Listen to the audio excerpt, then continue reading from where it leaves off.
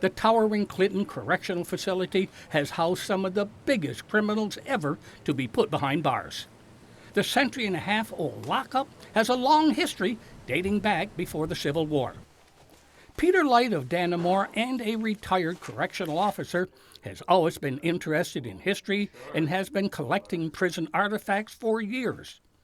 Much of his work has been on display at the Village of Dannemora's museum, where he runs tours through it. The prison's been here since 1845, but as far as what it says, right now we're going through a crisis where they've had an escape with 2 inmates, and the state police, FBI, CERT teams from all over the northern part of the state, they're working on it. And I mean, there's a lot of people involved in this, and hopefully they'll catch these guys. No one has successfully escaped from this concrete fortress before. It is the state's 3rd oldest prison. A lot of people wonder why they built Clinton Correctional Facility in this far northern region of New York. Well, the answer was simple: iron ore. They used the inmates to dig it out. The museum is a virtual pictorial record of the prison called Little Siberia because of its remote location and bone-numbing winters. The museum shows the workshops the inmates worked in, weaving cloth for garments. It also shows the smoke rising from the prison after a riot in 1929. The prison was nearly rebuilt because of the rioting.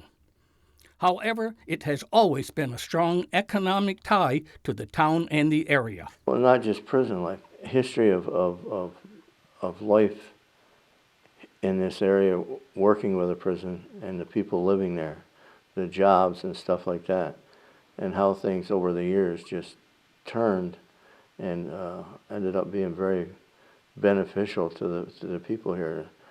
Everybody says, how many people work there? And, well, you got about 1,000 officers. There's about another 500 civilians working inside the prison, bringing the total to 1,500. As far back as 1878, a railroad was completed. Inmate labor was used to build the line. At first, the railroad was owned and operated by the state.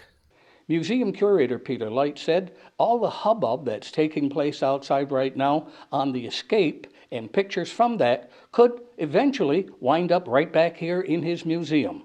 Clinton Prison grew with its residents' needs to support a new water system in 1901.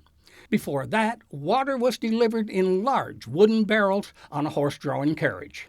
For tours of the museum, call Pete Light in Dannemora, and he will arrange for a tour.